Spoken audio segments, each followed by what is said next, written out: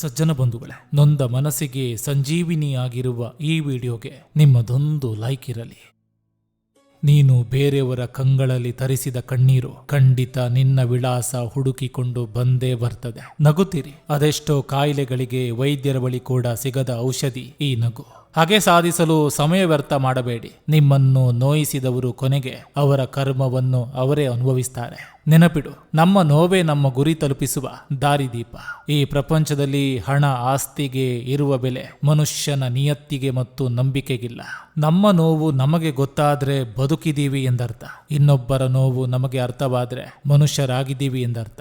ನಿರಾಸೆ ಹೆಚ್ಚಾದಷ್ಟು ಬದುಕಿಗೆ ಭಯ ಜಾಸ್ತಿ. ಭರವಸೆ ಇದ್ದಷ್ಟು ಬದುಕಿಗೆ ಭದ್ರತೆ ಜಾಸ್ತಿ. ಕೈ ಖಾಲಿಯಾಗಿರುವಾಗ ಆಸರೆಯಾಗಿ ಬಂದ ಸಂಬಂಧ ಎಲ್ಲ ಸಂಪತ್ತುಗಳಿಗಿಂತ ಅತಿ ಹೆಚ್ಚು ಮೌಲ್ಯವಾಗಿರುವಂಥದ್ದು. ಜೀವನದ ಕೆಲವು ಸಮಸ್ಯೆಗಳಿಗೆ ನಾವು ನಡೆದು ಬಂದ ದಾರಿ ಹಾಗೂ ತೆಗೆದುಕೊಂಡ ನಿರ್ಧಾರಗಳೇ ಕಾರಣವಾಗಿರ್ತದೆ. ಕೆಲವೊಂದು ಸಲ ಉದ್ದೇಶಕ್ಕಿಂತ ಅನಿವಾರ್ಯತೆಯು ಬದುಕಿನ ದಿಕ್ಕನ್ನು ಬದಲಾಯಿಸಿ ಬಿಡ್ತದೆ. ಕಲ್ಪನೆಯ ಸುಖದ ಹಿಂದೆ ಬಿದ್ದು ನಿರಾಸೆಯಾಗುವುದಕ್ಕಿಂತ ವಾಸ್ತವದ ಬದುಕಿನ ಜೊತೆಗೆ ಸಾಗುವುದೇ ಒಳಿತು.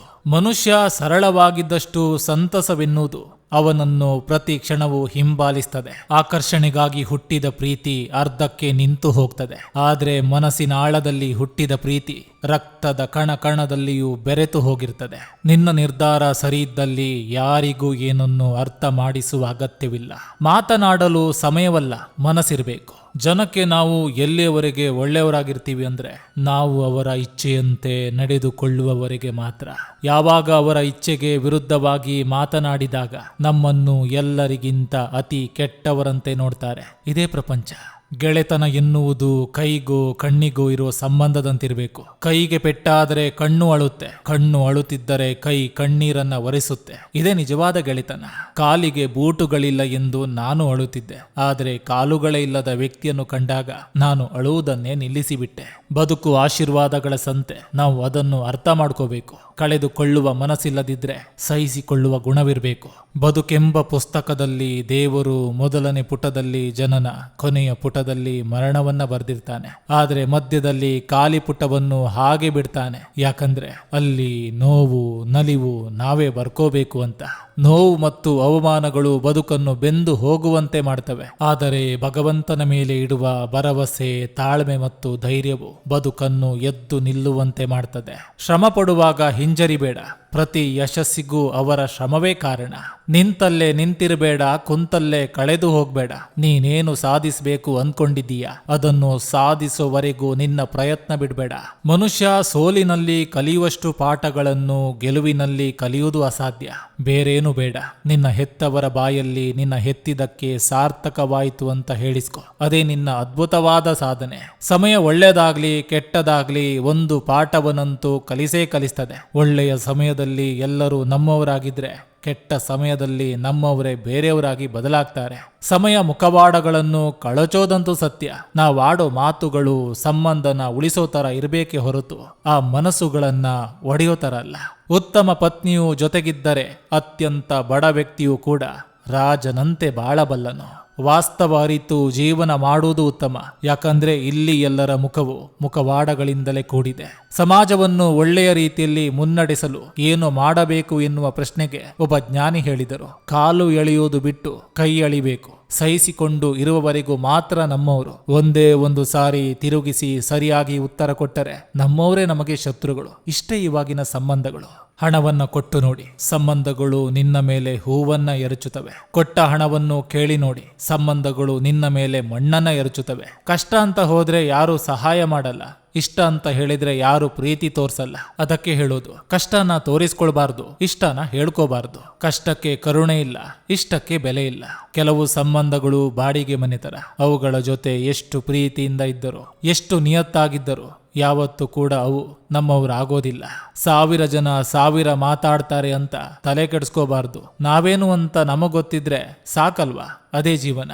ಆಸೆ ಗುರಿ ಮುಟ್ಟಿಸುವಂತಿರ್ಬೇಕು. ಗುರಿ ಜೀವನವನ್ನು ಕಲಿಸುವಂತಿರ್ಬೇಕು. ಜೀವನ ಸಂಬಂಧಗಳನ್ನು ಸತ್ಕರಿಸುವಂತಿರಬೇಕು, ಸಂಬಂಧ ಸದಾ ನೆನಪು ಮಾಡಿಕೊಳ್ಳುವಂತಿರಬೇಕು. ಆದರೆ ಮನುಷ್ಯ ತನ್ನ ನಿಜವಾದ ವ್ಯಕ್ತಿತ್ವವನ್ನೇ ಕಳೆದುಕೊಳ್ತಾನೆ. ಮನುಷ್ಯನಿಗೆ ಬರುವ ಕಷ್ಟಗಳಿಂದ ಮಾನವೀಯತೆ ನಾಶವಾಗುವುದಿಲ್ಲ, ಆದರೆ ಅವನ ಭಾವನೆಗಳು ಸತ್ತು ಹೋದಾಗ ಮಾನವೀಯತೆ ನಾಶವಾಗ್ತದೆ. ಚೆನ್ನಾಗಿ ಯೋಚಿಸಿ, ನಿಮ್ಮ ಒಂದು ಮಾತು ಒಬ್ಬರನ್ನ ನಗಿಸಬಹುದು, ಮತ್ತೊಬ್ಬರನ್ನ ಅಳಿಸಬಹುದು. ಕಾಲ ಕಳೆದಂತೆ ಪ್ರೀತಿ ಕಡಿಮೆಯಾಗಬಹುದು. ಕಣ್ಣಿಗೆ ಕಾಣುವುದೆಲ್ಲ ಸತ್ಯವಾಗಿರುವುದಿಲ್ಲ. ಕೋಪದಲ್ಲಿ ಮಾತನಾಡುವವರು ಸಂಪೂರ್ಣ ಕೆಟ್ಟವರಾಗಿರುವುದಿಲ್ಲ. ನಿಮ್ಮ ನಂಬಿಕೆಯನ್ನು ಮೋಸಗೊಳಿಸುವವರನ್ನು ನಂಬಬೇಡಿ. ಕಾಲದೊಂದಿಗೆ ಪ್ರೀತಿಯನ್ನು ಕಳೆದುಕೊಳ್ಳಬೇಡಿ.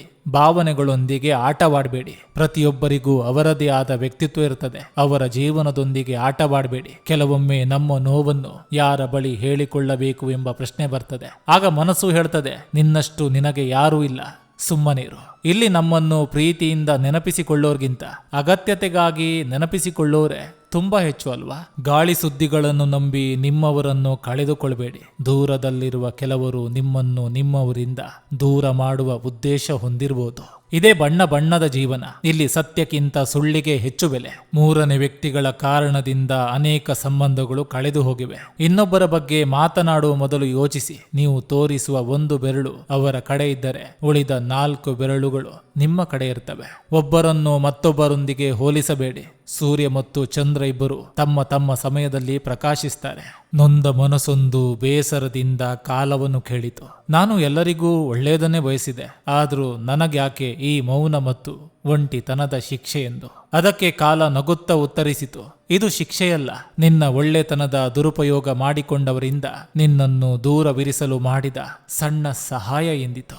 ತಪ್ಪಾದ ರೈಲಿನಲ್ಲಿ ಸಾಗುತ್ತಿದ್ದೇವೆ ಎಂದು ತಿಳಿದ ಕೂಡಲೇ ಹತ್ತಿರದ ನಿಲ್ದಾಣದಲ್ಲಿ ಇಳಿದು ಬಿಡಬೇಕು. ತುಂಬ ದೂರ ಸಾಗಿದ್ರೆ ಹಿಂತಿರುಗಿ ಬರುವ ವೆಚ್ಚ ಹೆಚ್ಚಾಗ್ತದೆ. ಪಯಣ ರೈಲಿನಲ್ಲಾದ್ರೂ ಸರಿ, ಬದುಕಿನಲ್ಲಾದ್ರೂ ಸರಿ.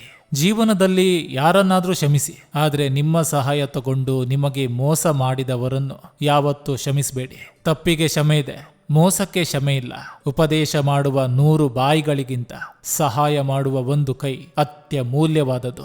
ಕಾಲಕ್ಕೆ ತಕ್ಕಂತೆ ಭಾವನೆಗಳು ಬದಲಾಗುವ ಜನರನ್ನು ನಂಬಬೇಡಿ. ಕಾಲ ಬದಲಾದಾಗಲೂ ಭಾವನೆಗಳು ಒಂದೇ ಆಗಿರುವ ಜನರನ್ನು ನಂಬಿರಿ. ಕೆಲವರು ಹೇಗೆ ಅಂದ್ರೆ ವಿಷಕಾರಿ ಜೀವಗಳಿಗಿಂತ ಕಡೆಯಾಗಿರ್ತಾರೆ. ಅವರಿಗೆ ಎಷ್ಟೇ ಸಹಾಯ ಮಾಡಿದ್ರು, ಎಷ್ಟೇ ಒಳ್ಳೆಯದನ್ನ ಮಾಡಿದ್ರು, ಕೊನೆಗೆ ನೀನು ನನಗೆ ಏನು ಮಾಡೇ ಇಲ್ಲ ಅಂತ ಒಂದೇ ಮಾತಲ್ಲಿ ವಿಷ ಕಕ್ಕಿ ಬಿಡ್ತಾರೆ. ವಿಧಿಯಲ್ಲಿ ಏನೇ ಬರೆದಿದ್ದರೂ ಅದನ್ನು ಸಹಿಸಿಕೊಳ್ಳಲೇಬೇಕು. ಯಾಕಂದ್ರೆ ಸಮಸ್ಯೆಗಳನ್ನು ಮಾರಲು ಸಾಧ್ಯವಿಲ್ಲ, ಸಂತೋಷವನ್ನ ಖರೀದಿಸಲು ಸಾಧ್ಯವಿಲ್ಲ.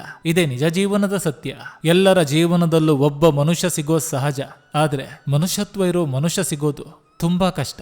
ಸಂಬಂಧ ಕಡಿದು ಹೋದರೂ ಸಹ ನಿಜವನ್ನ ಹೇಳಿರಿ. ಸುಳ್ಳು ಹೇಳಿ ನಂಬಿಕೆಯನ್ನು ಮಾತ್ರ ಕಳೆದುಕೊಳ್ಳಬೇಡಿ. ಯಾಕಂದ್ರೆ ತುಂಡಾದ ಸಂಬಂಧ ಎಂದಾದರೂ ತಿರುಗಿ ಒಂದಾಗ್ಬೋದು, ಆದರೆ ಕಳೆದು ಹೋದ ನಂಬಿಕೆ ಹಿಂತಿರುಗಿ ಬರೋದಿಲ್ಲ. ದುಡ್ಡಿನ ಅಹಂಕಾರದಲ್ಲಿ ಮೆರೆಯಬೇಡವೋ ಮನುಜ. ಸತ್ತ ಮೇಲೆ ಹೋಗುವುದು ಮಣ್ಣಿಗೆ ಹೊರತು ಬ್ಯಾಂಕಿಗಲ್ಲ. ಮೋಸ ಮಾಡುವವರೆಲ್ಲ ಮುಂದೊಂದು ದಿನ ಮತ್ತೊಬ್ಬರಿಂದ ಮೋಸ ಹೋಗಲೇಬೇಕು. ಲೆಕ್ಕ ಬರೀ ಗಣಿತದಲ್ಲೇ ಅಲ್ಲ, ಕರ್ಮದಲ್ಲೂ ಇದೆ. ನೆನಪಿಡು, ಕರಗದವರ ಮುಂದೆ ಕಣ್ಣೀರಾಕ್ಬೇಡ. ಕರುಣೆ ಇಲ್ಲದವರ ಮುಂದೆ ನಿನ್ನ ಕಷ್ಟ ಹೇಳಬೇಡ. ಜೀವನದಲ್ಲಿ ಎಲ್ಲವನ್ನೂ ಪಡೆಯುವುದು ಮುಖ್ಯವಲ್ಲ, ಇದ್ದುದರಲ್ಲಿ ಸಂತೋಷವಾಗಿ ಬದುಕುವುದು ಮುಖ್ಯ. ಯಾಕಂದ್ರೆ ಸಂತೋಷವು ಸಂಪತ್ತಿನಿಂದ ಬರುವುದಿಲ್ಲ, ತೃಪ್ತಿಯಿಂದ ಬರ್ತದೆ. ಒಂದು ದಿನ ಪಾಂಡವರು ತಮ್ಮ ರಾಜ್ಯವನ್ನ ಕಳೆದುಕೊಂಡರು. ಅರಮನೆ, ಅಧಿಕಾರ, ಐಷಾರಾಮಿ ಜೀವನ ಎಲ್ಲವೂ ಒಂದೇ ಕ್ಷಣದಲ್ಲಿ ದೂರವಾಯಿತು. ಅವರು ಕಾಡಿಗೆ ಹೋಗಬೇಕಾಯಿತು. ಕಾಡಿನಲ್ಲಿ ಜೀವನ ಸುಲಭವಾಗಿರಲಿಲ್ಲ. ಕೆಲವೊಮ್ಮೆ ಊಟಕ್ಕೂ ಕಷ್ಟವಾಗುತ್ತಿತ್ತು. ಸುತ್ತಲಿನ ಜನರು ಕೂಡ ಇವರ ಕತೆ ಮುಗಿಯಿತು ಎಂದು ಮಾತನಾಡುತ್ತಿದ್ದರು.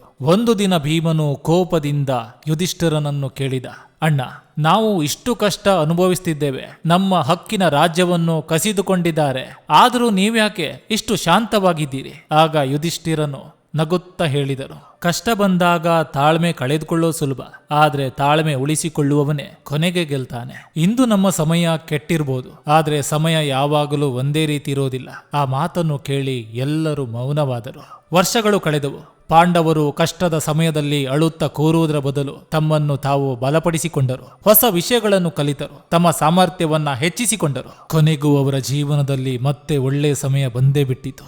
ಜನರು ಒಮ್ಮೆ ಸೋತವರು ಎಂದುಕೊಂಡಿದ್ದ ಪಾಂಡವರೇ ಮತ್ತೆ ಗೌರವ ಪಡೆದುಕೊಂಡರು. ಈ ಕಥೆಯ ಪಾಠ, ಜೀವನದಲ್ಲಿ ಕೆಲವೊಮ್ಮೆ ಎಲ್ಲವೂ ನಮ್ಮ ವಿರುದ್ಧ ನಡೆಯುತ್ತಿರುವಂತೆ ಅನಿಸ್ತದೆ. ಹಣ ಇರದೇ ಇರಬಹುದು, ಅವಕಾಶಗಳು ಸಿಗದೇ ಇರಬಹುದು, ಜನರು ನಮ್ಮನ್ನು ಕಡಿಮೆ ಅಂದಾಜು ಮಾಡಬಹುದು. ಆದ್ರೆ ಒಂದು ವಿಷಯ ನೆನಪಿಡಿ, ಇಂದಿನ ಕಷ್ಟವೇ ನಿಮ್ಮ ಅಂತಿಮ ಫಲಿತಾಂಶ ಅಲ್ಲ.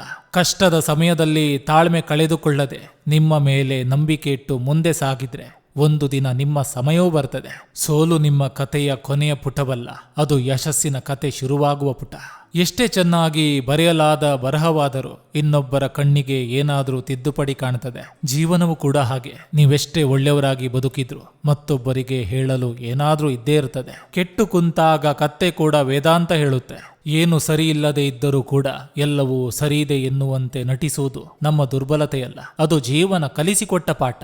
ಜೀವನದಲ್ಲಿ ನೀವೆಷ್ಟೇ ಸರಿ ಇದ್ದರೂ ನೋಡುವವರ ದೃಷ್ಟಿ ಸರಿ ಇಲ್ಲದಿದ್ರೆ ನೀವು ಮಾಡಿದ್ದೆಲ್ಲ ತಪ್ಪೆ. ಎತ್ತರಕ್ಕೆ ಏರುವುದು ದೊಡ್ಡ ಸಾಧನೆಯಲ್ಲ, ಏರಿದ ಮೇಲೆ ಮತ್ತೊಬ್ಬನನ್ನು ಎತ್ತುವುದು ದೊಡ್ಡತನ. ಅದೇ ನಿಜವಾದ ಯಶಸ್ಸಿನ ಗುರುತು.